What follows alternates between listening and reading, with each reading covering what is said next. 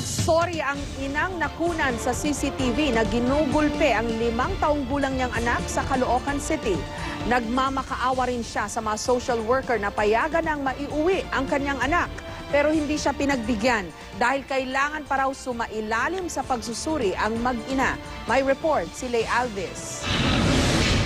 Sising-sisi at nagmamakaawa ang ginang na ito nang humarap sa Caloocan City Social Welfare Office. Siya ang nakunan sa CCTV kahapon na sinasaktan ng kanyang 5 taong gulang na anak. Ang gusto ko na maibalik yung anak ko. Hindi ko na po talaga ulitin yung nangyari. Mahal ko naman po siya.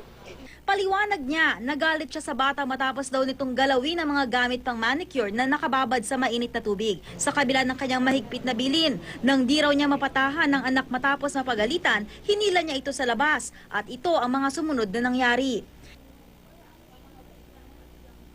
Kinuha muna ng City Social Welfare Office ang bata at nang magkita ang mag-ina. Mahal naman kita eh. Yun nga lang talaga, pag matigas ulo, yun nga lang talaga napapalo kita. Pero mahal kita. Kaya sorry sa nagawa ko. Hindi na yun mauulit, anak. Pero... Sorry po. Ano gusto mo sabihin kay Mami? Love you po. Hindi ko na po yun uulitin. Araw-araw daw dinadala ng ginang ang kanyang anak sa pinapasukan nitong parlor. Sa mga panahong yon, hindi naman daw nakakitaan ng maling pagdidisiplina ang inireklamong ina. Yung palo lang na mag-mag lang. Hindi naman masyado matindi. Kaya nagulat kami kung bakit niya nagawa yun doon sa labas. Ito rin ang sinabi ng yaya ng bata. Tapos hindi ko naman po nakikitaan na sinasaktan niya yung bata. Pero iba ang kwento ng mga kapitbahay na mag-ina sa San Juan. Minsan po naririnig po namin na pinagagalitan niya. Tapos maririnig namin na umiiyak na lang po yung bata. Po naririnig namin na nagsasalita siya na ayoko na po, tama na, gano'n.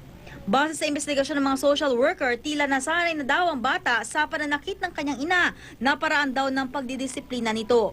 Pagka ayaw niya sumunod, kung hindi palo, sa bunot talaga yung tinatanggap niya sa nanay niya.